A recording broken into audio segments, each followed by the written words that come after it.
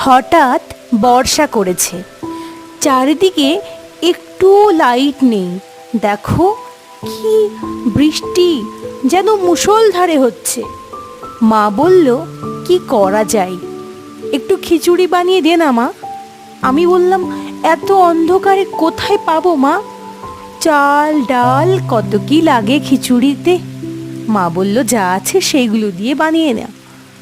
মেয়ের হাতের খিচুড়ি সে যেমনই হোক, একটু ঝাল নুন কম হলেও চলবে, কিন্তু ভালোবেসে যদি একটু বানিয়ে গালের সামনে ধরে না, তাহলে মনে হয় যে যেমনই হোক এ যেন এক তৃপ্তিকর সুস্বাদু খাবার।